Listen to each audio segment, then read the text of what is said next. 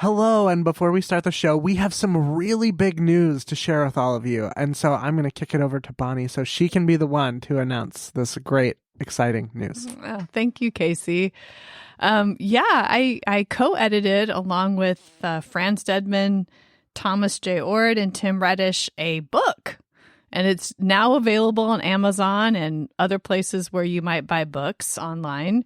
It's called Partnering with God. And it's a collection of 77 essays from an open and relational perspective, theological perspective. So those of you who've heard me talk about process theology on Irencast, this book is all about process theology and how we humans partner with God. Yeah, check it out. And maybe we'll talk about it more at some other point on Irencast. So go get your copy now. Support Bonnie and the great work that she does. And now, let's get on with the show.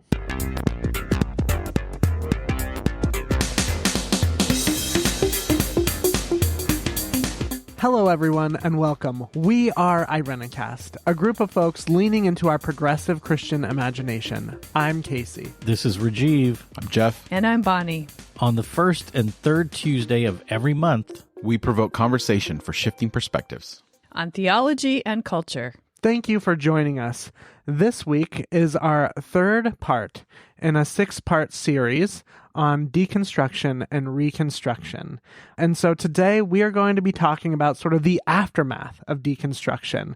The dark night of the soul is sort of what we are going for here, which sounds really sort of gloomy and sad. And you want to sit in a corner and eat a candy bar. But no, I'm hoping that out of this conversation today, we might give you some food for thought around what it means to redeem your journey or to walk sort of through the dark night of the soul and what can happen after that. And for our segment today, we're going to be doing Totally Redeemed, where each of us will share something we loved, we hated, and then we loved again for new reasons. Thank you for being with us today. We're so glad that you are with us. So, Dark Nights of the Soul. I think it's one of the things that kind of, as we get into this, I know that based on our conversation, and we've kind of alluded to this before this point, but based on our conversation, we're kind of creating a little bit of a linear timeline in terms of how these things going, but we also want to acknowledge that our titles beyond the binary. So we ebb and flow through these things. Right. Throughout our lifetime. But there are moments in these ebbs and flows, depending upon where we are in our journey, where we do hit this moment of everything's lost. I'm gone. I don't know what's happening. I think that we're kind of addressing that moment or moments, depending upon, how we're kind of progressing through all of this. So I just wanted to make sure we made that explicit as we're kind of talking about this whole deconstruction, reconstruction journey thing. Yeah. Yeah, and I think it is important to remember that this isn't a one-size-fit-all experience. These things happen over and over again, hopefully. That's sort of the joy of our faith, that we have the ability to challenge, to wonder, to be transformed by it, and to be pissed about maybe some of the things we believed in the past. Right, and sometimes these things happen all at once. So, yeah, I'm glad you mentioned that, Jeff, because sometimes I think we do think we're, it could be interpreted that we're talking about stages in a process, and it's a process, but not necessarily stages that there's that they're delineated from the other. So, and that's what beyond the binary, I think that's what we're attempting to do, is to blur all those lines, and it's more like a big soup. Yeah. So we should rename it then. Beyond the soup. Beyond the soup. Yeah. Oh my gosh. a soup put in a blender. Right. It's hard to distinguish, right? The different parts. It does feel like it's happening all at once. So, when we're thinking about sort of the soup, Bonnie, what are we talking about here?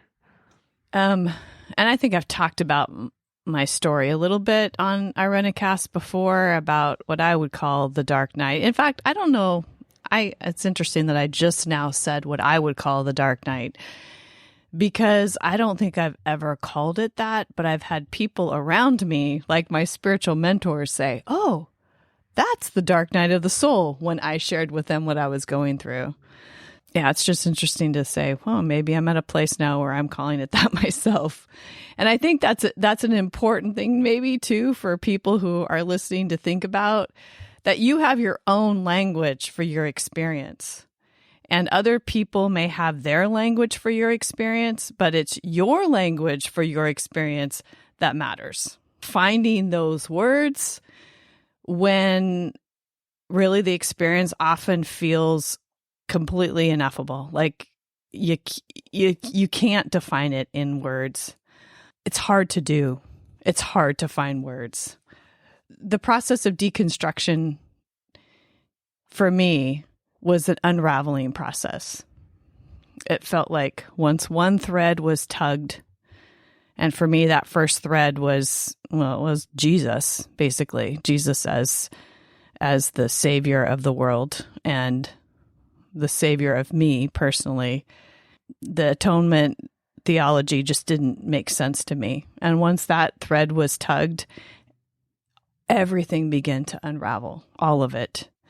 What I didn't know as these threads were being tugged, and it felt like it wasn't a choice, it was happening to me, that unraveling was so deeply connected to the very core of who I am as someone who was born into fourth generation, into a very fundamentalist Christian tradition, that as it unraveled to the place that was the very center of me. And it was tugging on all that I knew about myself. It felt like the deepest parts of me broke. And I think that's probably when I talk about it to, like I said, spiritual mentors, they're like, oh, that's the dark night of the soul. They're referring to St. John of the Cross, the mystic experience. And he has written a book about his experience, Dark Night of the Soul, which is really worth reading if for anybody who's interested. And that's exactly what it felt like. It felt like the very inner part of me, it broke, like it was fragile anyway. It was like an uncooked egg, and tap, tap, tap, the shell broke. When I look back on it, a metaphor that comes to mind is the metaphor of metamorphosis, the caterpillar who finds a place and waits and just is very still and quiet, covers itself in this shell, this chrysalis, to sort of keep it at least together during this transformational process. An external shell, which for me were my family, friends, people who didn't give up on me, who just kind of held me because I was breaking inside. And then in time, not doing anything, but waiting and sitting still in the darkness and in the ashes and in the destruction, waiting. And then things sort of turned, and I was truly a completely new person on the other side of it. That's really hard and beautiful, right? Yeah. I mean, when you're talking about the unraveling felt like it was happening to you, and the ability to easily break, that you felt like right at the core there, the center of who you were was so fragile. I wonder if a part of that, because I don't experience you, I don't think any of us experience you as fragile. I see you as like cement. You are a firm foundation. And I wonder if for any of us who go through this process, when they get to this point of breaking, the fear is that if we go any further, there might not be anything left. Yes. But I think the only reason it's fragile is because it's not yours to begin with. It's been given to you. You are told that this is who you should be. You are expected to live in this manner. And so what makes you fragile is the fact that much of who you think you are has been handed to you by somebody else. Yeah, I think that's true. I think there's a great deal of resistance to the unraveling process. Yeah. Like, okay, I'm almost there. I'm not going to take one step further, and we'll just call it done. I think it's possible to sit there to live on that edge for a long time, and you can see the abyss, but you're just not going to tip over into it. But after a while, that the energy that it takes to resist the wind that's blowing you into that space, you just can't. I mean, I couldn't. It was too hard. I think there's some philosophical or spiritual platitudes where there's like a saying that when you take that leap, you may find the wings to fly or something like that. You don't know, though. You don't know. You just know that you're going to fall. You don't know how far the bottom is. And it's very scary. And especially, I was like responsible for people and two people. It wasn't like I was a teenager. This was in my mid-30s that I went through this experience. I was fighting. The resistance kept telling me, this is so irresponsible of you to take this leap. And, I'm speaking to women out there who might also be mothers. Maybe you became a mother at a very young age and you didn't have the opportunity to actually go through the process of fully developing as a human before you took on all this responsibility or before this responsibility was handed to you. My kids are 25 and 28 now, and all they can say to me is, thank you for showing us how to not give up on oneself. As hard as it was, I'm sure for them at the time, they were able to watch me go through this process of finding out who I really am, rather than having a mom who's always trying to be somebody else's version, trying to live up to somebody else's version of who I was supposed to be or who I'm supposed to be. The dark night is a very hard, painful journey because you don't know when it's going to end and you don't know if it's going to end when you take that first step. But it almost doesn't matter. I guess I'll leave it at that.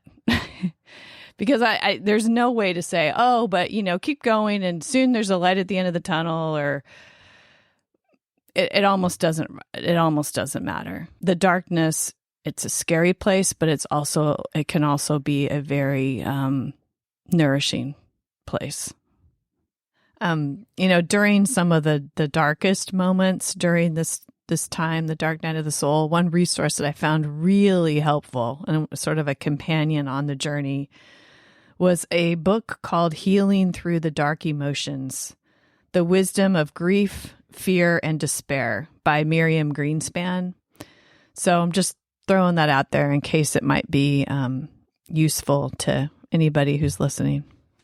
Yeah, I think the part that you talked about, Bonnie, the not knowing if this is going to end, if this is it, like this is my life from here on out, but still not being able to avoid making the steps because the alternative is far more devastating than going into the unknown. It isn't really a choice. I mean, it kind of is, but it really isn't. You know what staying put is going to do to you. I mean, you felt it coming for a long time, and you don't know what's down that other path.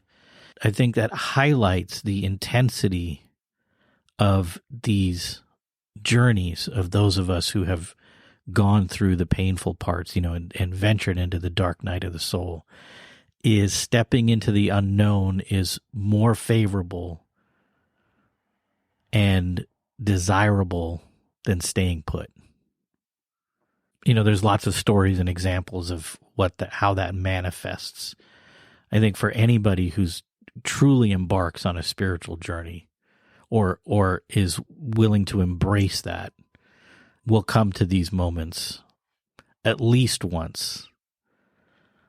Sometimes it's more than once. And then I feel like sometimes now, having been through what maybe is a couple of iterations of this process, I almost look forward to the next unknown because it's not as scary now. And I don't, maybe that's foolishness, or or maybe that's just having just given oneself over to the adventure and the mystery that this journey is. Are we going on a treasure hunt? I mean, that's what it feels like, right? Nobody's sad that they ever went on the adventure of looking for treasure, even if you come up with nothing. But you're always transformed by the experience of the adventure, right? I mean, you use that word just now, Rajiv, adventure or experience or something. But for me, it's like, that's what it feels like. There is so much that going on an adventure costs and takes from you. And there are parts of you that you must leave behind along the way in order to move forward. But you're always transformed by the experience in ways that are profound, that are sometimes even unspeakable. Even if you come up short, even if you never find a treasure, the adventure was worth it. And I think that that's something that for any of us who are on this path or this journey, who live at the cusp of, do I unravel here?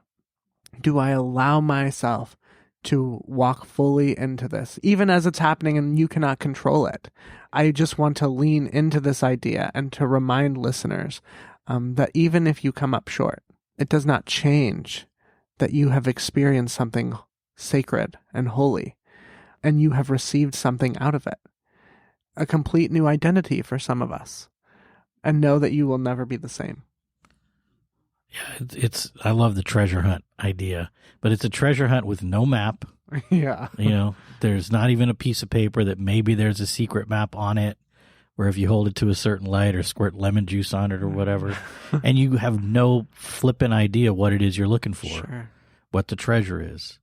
But I think over and over, things that I experience and things that I've heard other people share is you go out on this treasure hunt, and all of a sudden, you're kind of plodding along, and these people emerge who are also on their own treasure hunt, and you share conversation. You're like, oh my God, there's so many of us out here, what feels like wandering on the surface, but it's this purposeful, driven wandering of discovery. And in those conversations, I think new kinships are formed, and you're affirmed that, okay, this was the right thing for me to do, even though it has been costly. And it's like some of those people you've known for a while, but you didn't know this about them. But most of them, in my experience, for me personally, most of them were new relationships that were formed, because I feel like spiritual wanderers can spot each other. Yeah, I like the treasure hunt metaphor. Is a good one. Thank you for that, Casey. I think, though, once you decide that you're going to take the leap, you're going to pull the last thread, and you don't know how long it is and what there is left to unravel, that it can be really tempting to leap and then find a ledge and hang there for a bit.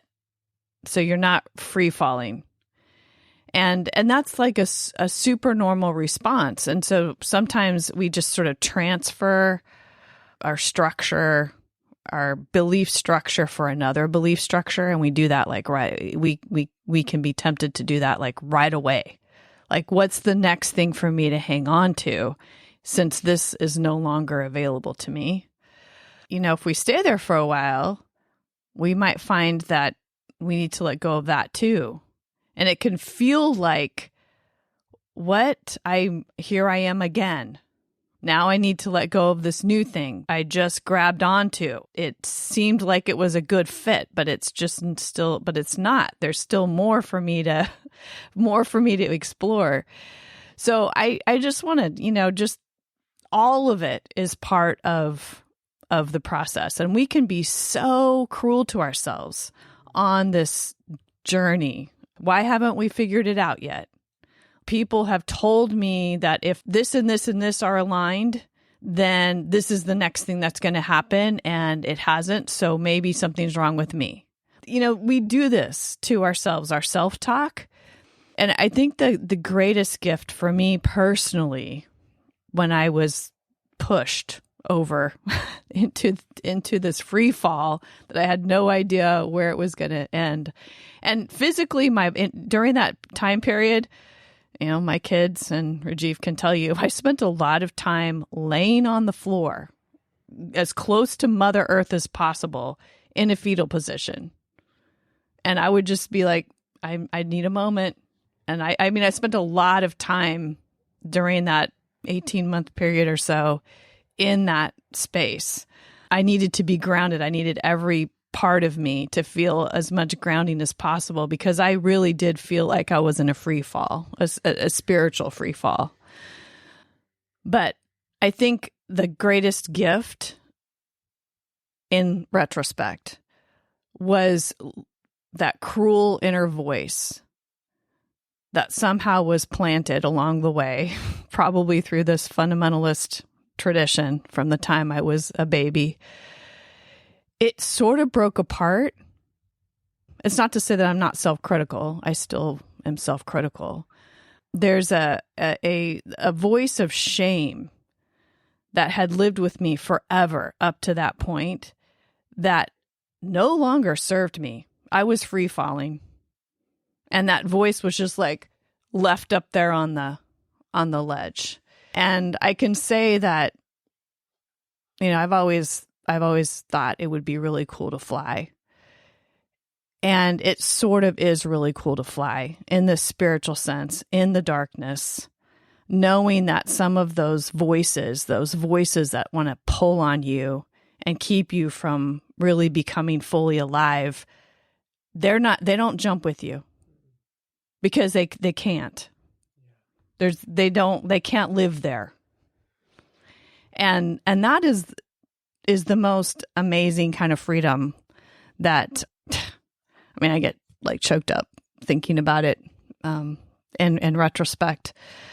I don't know. I just thought I would share that, because I do think sometimes we can be really cruel to ourselves in this whole process of deconstructing, reconstructing, and what does it mean? And where are you? And I've done it up to this point. And, like all of that kind of talk. It's not really helpful. It's not helpful. I like that metaphor of flying, because really, like, what are we doing is we're learning a new way to move throughout the world. Yes. Where walking, running, we were reliant on some foundation, something to hold us. And of course, it's going to be disorienting when we're going to a new way to move through the world where there's nothing. It's all experience. It's all, feeling through. And I think maybe that's part of that journey, is that we're not just moving from one thing to rely on to another thing to rely on, but we're moving from having to rely on things to learning to experience things. Yes. And it's such a disorienting process. I think one of my favorite shows in the early 2000s was Smallville, and it was Superman in high school. And, always the scenes where, you learning to fly or learning to use these new abilities or whatever, and how frustrating and how much self-doubt is created in those characters until they finally get it, or Hook is another good example. Remember that movie Hook with Robin Williams, where he couldn't fly until he figured out his happy thought or whatever. And I think that those metaphors are great ones, like the treasure hunt and flying. I think they're very useful to kind of give us an idea of where things are going. But I also think there's a flip side to that, where I think they're great hindsight metaphors. And I think that there's a tendency to, especially coming from, a theology that's based off of the suffering of Christ, there's a tendency to like glorify and romanticize suffering, and then therefore belittle what people are going through in the moment because of what we know or we hope is going to come from that suffering. And I think that when we're talking about the dark night of the soul, it's also important to recognize that it's a dark night of the soul. Like, it sucks. Absolutely. And when you hit the ground and you can't get your flying maneuvers down or whatever, those are real moments of like dread of this is the end in a lot of ways.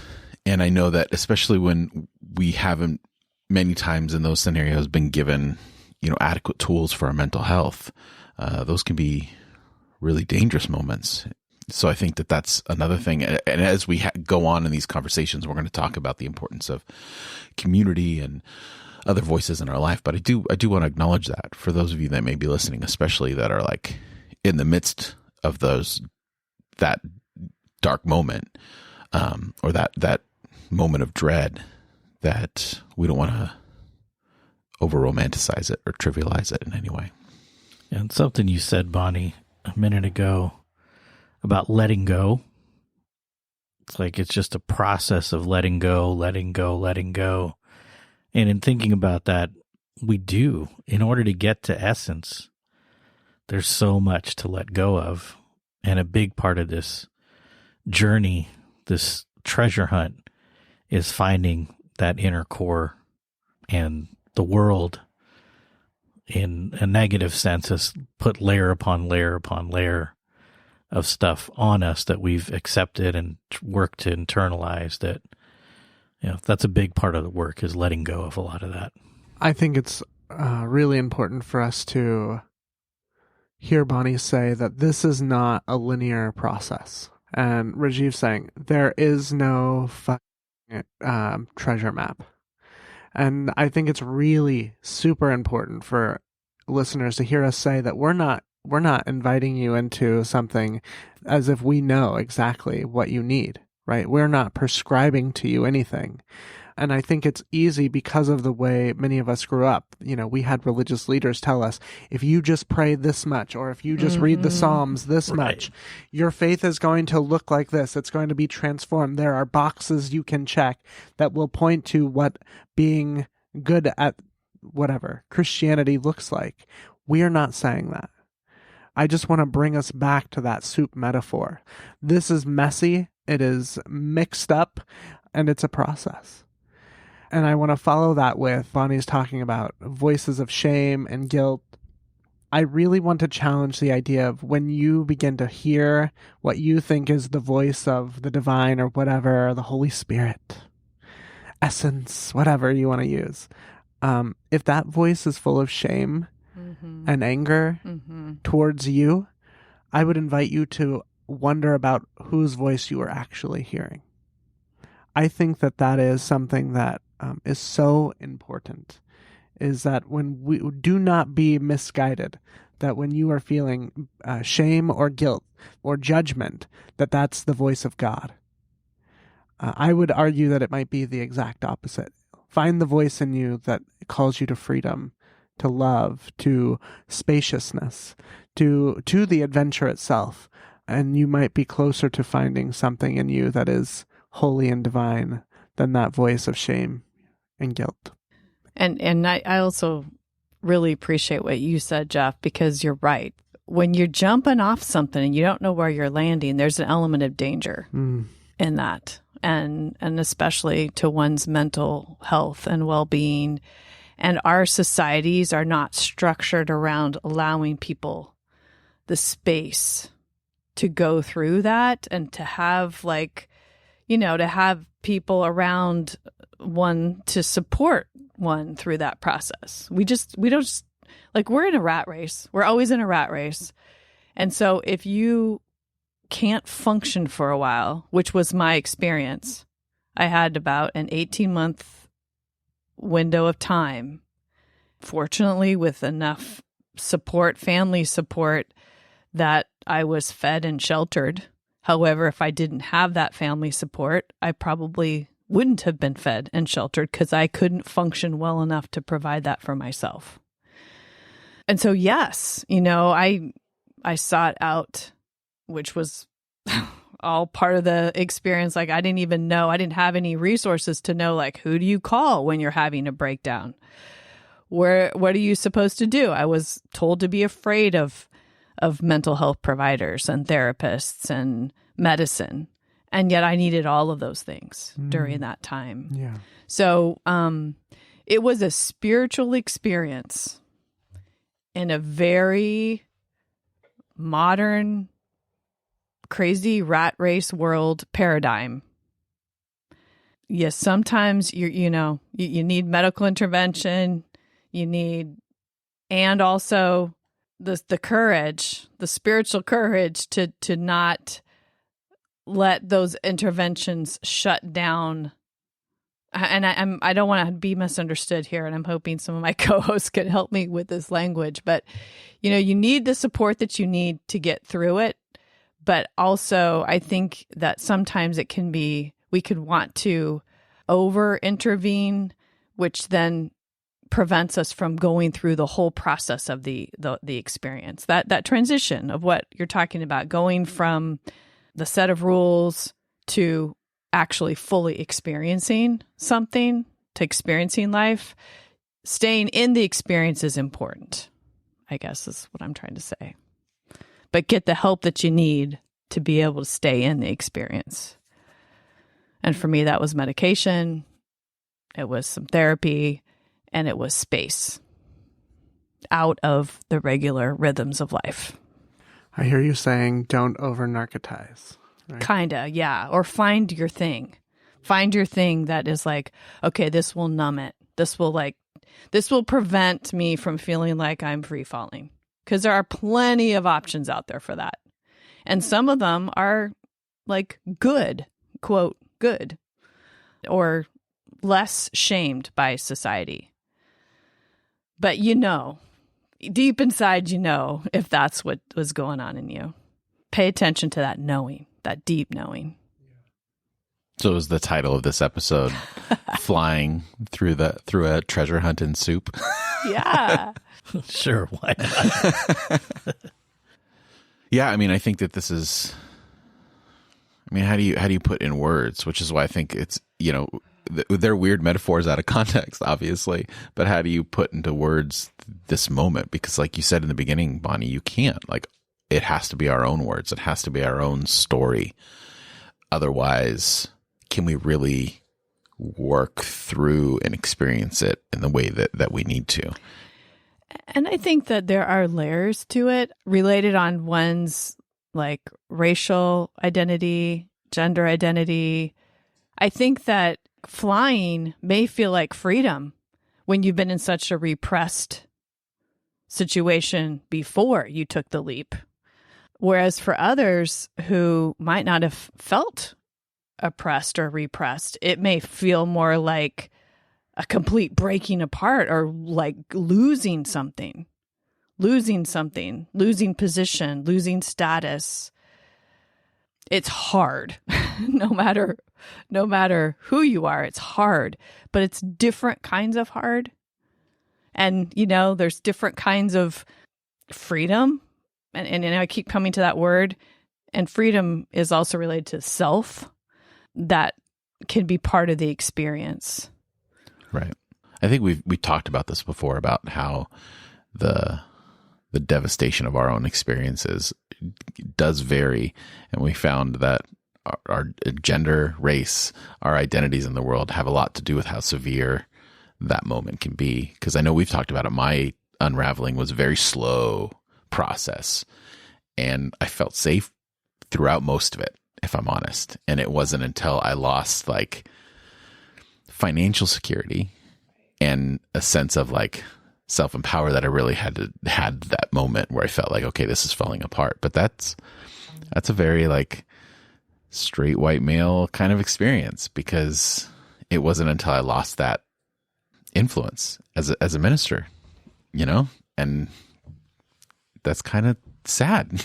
I mean, it really is. But it's still my experience. But then part of that deconstructing is also recognizing how unique or how damaging my own experience is in connection to society, and then how much my fundamentalist upbringing reflected that. And it very much did in so many ways. Yeah, jumping back to the language thing for a sec. Jeff, you were talking about these metaphors out of context are what are they smoking?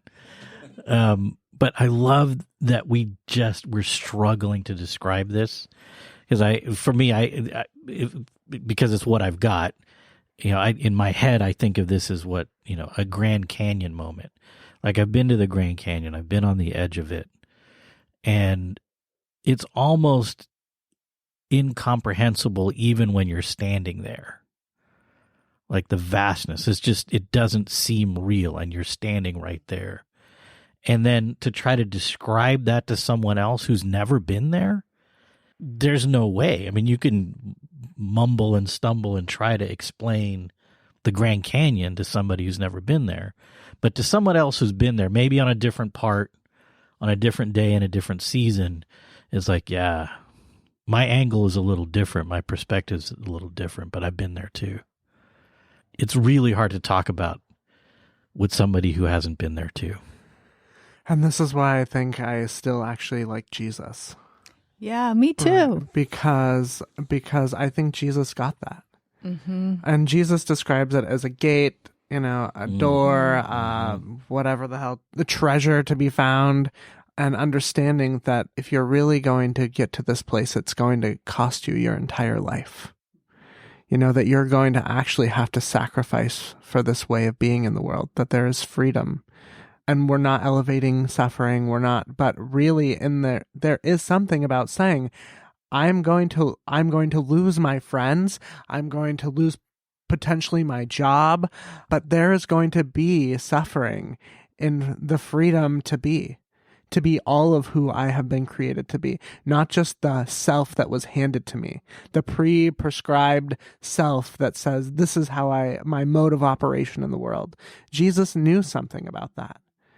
And so that's why we get parables and metaphors that sometimes the disciples are like, what the hell are you talking about? Like, what are you smoking, Lord? So anybody who's listening to this, who has not had this experience, might wonder about that. What are you talking about? But I feel like we're in good company with Jesus, who says, look, if you do not know what I'm talking about, then you have missed the point of all of this in the first place. Do you remember like the rawness of your soul in that moment? And I think that that's often something, like I can remember feeling so raw and so close to tears all the time, and so close to explosive anger all the time, and so close to, wanting to like go in a corner and just like curl up, so just the rawness. That like real experience that you're talking about, Jeff, that like unfilteredness of the experience, and then kind of like in the moment thinking, I feel really alive. There's blood flowing through my whole body right now, not just little tiny parts that I've like reserved and kept safe from this community that am a part of, and I only show so much of myself, and I reserve other parts of myself and lock them away. I feel like those little reserved parts are like invading and occupying my entire body and my entire experience. And it feels a little bit like a rush, and also very tender and very scary. And I'm just wondering if raw is a word that you might use, or if there's another word like that, the intensity that sometimes comes along with this experience of the final unraveling, or the leap, or the treasure hunt, or whatever. Yeah, I remember it. I don't like it though. Yeah. Because it was, I don't regret it for 1 second, but it's tough, man. It's so hard to be in those spaces. I'm glad I went through it though, or I'm still in it. Just have gotten more used to it. I don't really think I had that visceral of a response or a moment. Probably for a variety of different reasons. Most of the time, I don't give myself the luxury to to do that. It feels like luxury. It's true. Yeah. Mm-hmm. I think vulnerability is the word that comes to me. Like, I felt so vulnerable. So you're always on the brink of tears. You're quick to anger, right? But there's a sense in you of like, I feel free and I feel sort of unstable, right? Yeah. Like it's this like, there is freedom here, and I feel like I'm just learning to walk.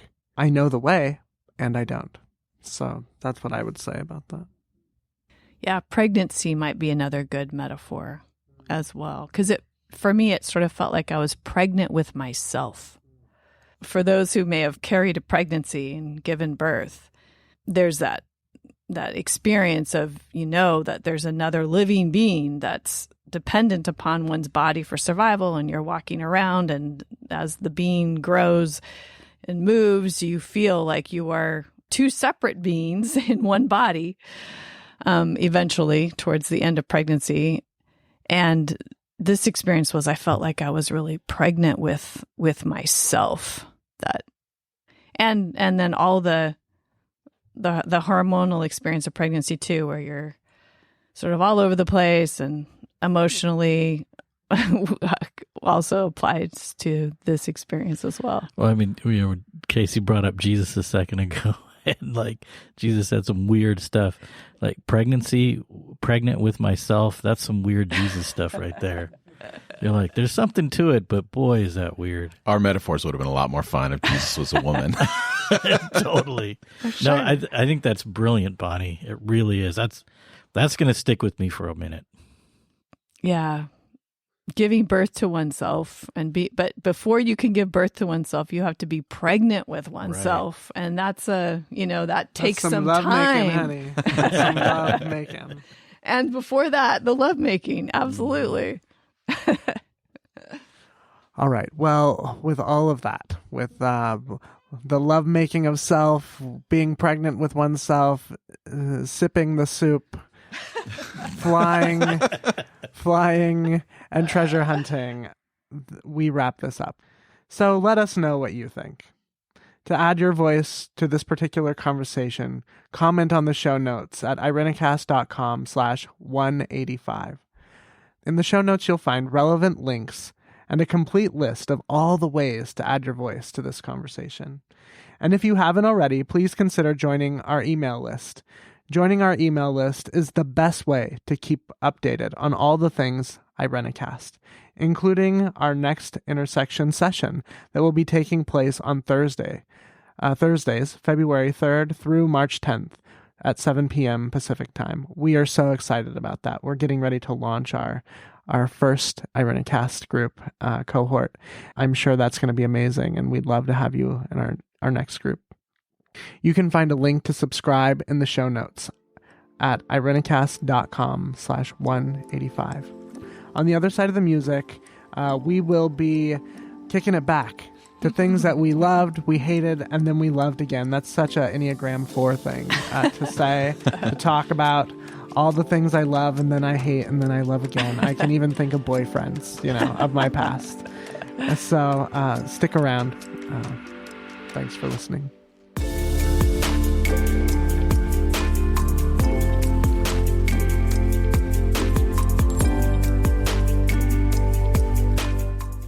And we're back.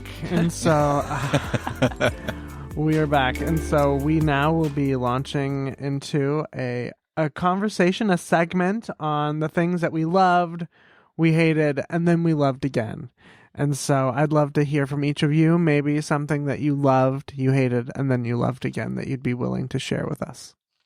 Well, one of the things that I really loved for a time, because was there were a few bands that played genres of music that I really loved anyway, that were pretty good. They weren't as good as the real bands, but like DC Talk, Audio Adrenaline, the OC Supertones, and it was like, I mean, again, not nearly as good as the quote real bands, but in the wheelhouse. So I really got into those albums, especially Audio Adrenaline stuff. I loved Audio Adrenaline.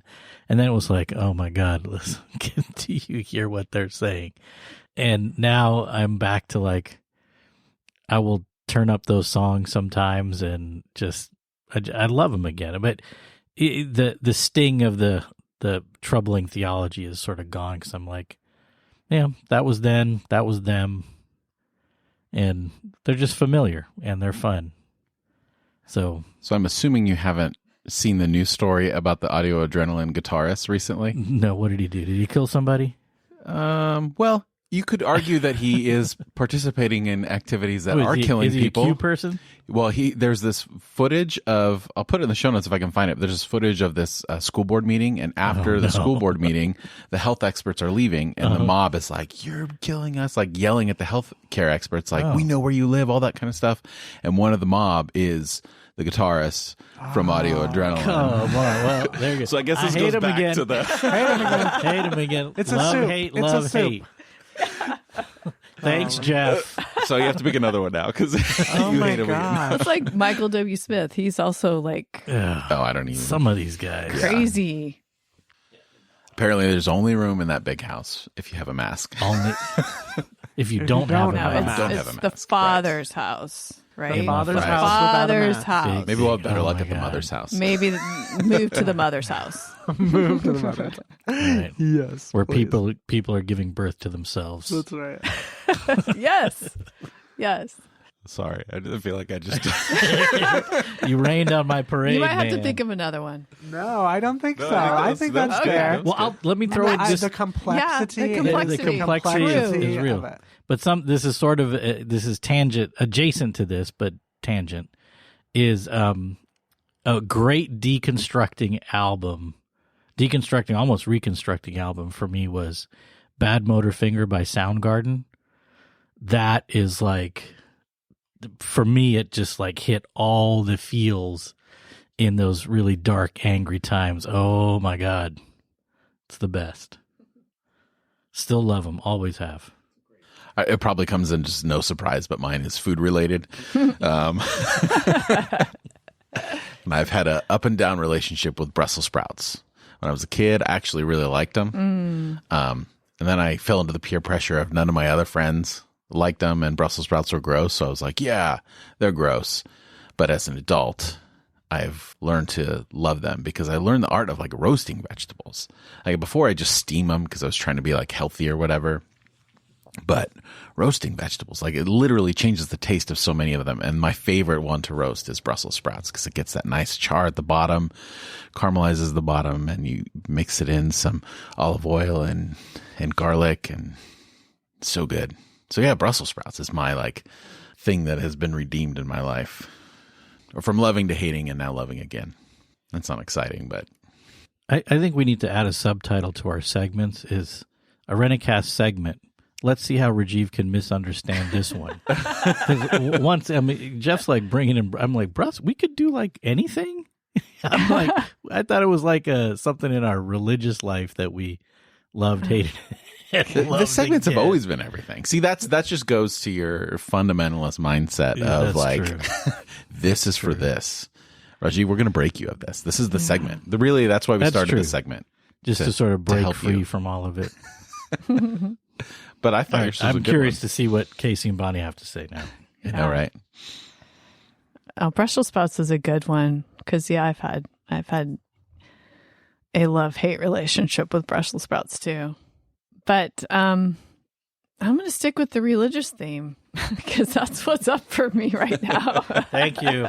So I'm the weirdo in this one then. And it's the most surprising because I think that, I think with redemption, if we're calling it redeemed, also comes an element of surprise. Like you're like, whoa, this is, I have a different relationship with this thing now. I wasn't expecting that to happen. That's true of the Bible for me. Honestly, I was, told that this is the book. Then I burned every single Bible I had in my house during some of those moments of like just rage and rebellion against all of it. I stomped on it. I spit on it. I did all the things that you're not supposed to do as part of this treasure hunt journey. And now when I pick up the Bible, I read some of the stories, I'm like, wow, this is like an amazing legacy that we get to carry and that we've inherited, and that connects us to like humanity across time and place, and that I find to be really profound. So there you go. Love, hate, and then love again, but love in this whole new way. Yeah, I actually, Brussels sprouts are great, Jeff. The Bible and Jesus music, those are all the things I think I mean, Brussels sprouts of the three would not have been at the top of the list, but all of those things are definitely things that I have loved, hated, and then loved again. So I think that I'm going to probably just go with you, Rajiv, and stick with Jesus music. I honestly, I know that's so ridiculous, but I do. I love me some Jesus music, especially live. This is really TMI, but I really do love live worship albums like Hillsong. I will play them so loud in my car. Really? Oh, yeah, man. which is really embarrassing for me. That music was about feeling something, Mm-hmm. and as an Enneagram 4, I'm all about feeling, and so when I want to evoke a certain emotion in myself, or recall something in me that either, can be good or bad, I will play some of that.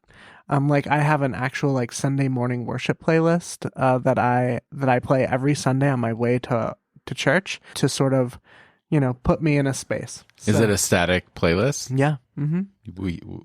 Would you mind sharing in the Yeah, show notes so that'd that we be can awesome. put that out there and Sure, put I'll out share it with you. Casey's? Yeah. Is it Sunday morning kind of cringy? Yeah, it's really cringy though. So that's the We'll thing. add a trigger warning to That's it. right. It's very trigger warning. It's very cringy because some of it is like from the revival stuff I go Totally. like the song that I took my very first altar call trip down to the altar. There's some of that stuff in there. Which I is gotta like- hear this. Yeah, it's I gotta really hear it. cringy. It's Yeah, really me cringy. too. But- But I mean, the one I was debating, I'm going to go ahead and throw this in as a bonus. And you guys may not be old enough to remember this. It was actually a little bit of a franchise. The new Messiah, the young Messiah, I mean. Oh yeah. Oh, where they yeah. redid the Messiah. And then there was the new young Messiah, which was my favorite. And out of that whole album, Larnell Harris's version of Every Mountain, Every Valley, I mean, is like, it still gets me every time. I feel like the sky's about to open and Jesus is coming again. I like it. That's good. Hallelujah. It's so weird. There's some of those songs that'll get me, and I'll still go back to some of those songs. Some of them I have gone back to, and I've been like, nope, still hate. I still can't do this. I still can't. Which probably, hopefully, will stay the case. But there are those ones, well, like you said, the music that make you like Until feel your or remind you of a 7-year-olds moment. Start playing it in the house. Yeah. And then... Like when Rajiv earlier was talking about the ska, like I went to the Scallelujah tour where it was it was Scallelujah. Supertones, 5 Iron, and who was that other band? Insiders, the 3 big ska bands, and I went to that concert. It was like the best thing in the world at the time. Hey, that was the very first band concert I ever went to was Supertones, Switchfoot, Reliant K. Wow. Yeah, and I fell in love with Switchfoot. I actually still love Switchfoot because I thought that their altar call was not pre-planned. I should have known. I'm such an idiot, But anyway, they It got was to do the altar spontaneous. call, right, which made me feel like they were the most, connected to the Lord. Right. And I saw the Supertones guys smoking cigarettes out in the back, and that meant they were real sinners, right? Oh goodness. So there you go. But For anyway, I shame. still actually do love Switchfoot. I don't. I mean, musically, the only reason is I went to a Third Day Switchfoot concert, and not Foreman, not the lead singer Foreman, but his brother, the guitarist, hit on my girlfriend, Wow. and who is my wife. Yeah. So I was a little like, "Hey, dude, come on." Wow. We need to talk to your wife about this later. I would like her opinion on what happened. Well, that was back when all these bands were first coming out, and you'd go to a church and you could like talk to them Yeah, and hang that's out with right, them that's in right. like the foyer or whatever, and those were weird times, right? I'm pretty sure everyone has got off this episode now because we've triggered them so I know, hard right? with this, evoking the names of Everybody's so many. Yeah. I know. Well, I think that'll do it for us this week. If you enjoy Irencast and would like to join the work we are doing, please consider donating to our PayPal link at irencast.com/PayPal. We are committed to keeping the show free for listeners, but there are costs involved, and your financial support certainly helps. That's irencast.com/PayPal. Irencast is also a nonprofit organization, so your donations are tax deductible. You can also support the show by simply making sure you follow the show wherever you listen to podcasts. And if the platform allows it, leave us a rating and or review. So for this week, I'm Casey. This is Rajiv. I'm Jeff. And I'm Bonnie. Thank you, friends, for joining the conversation.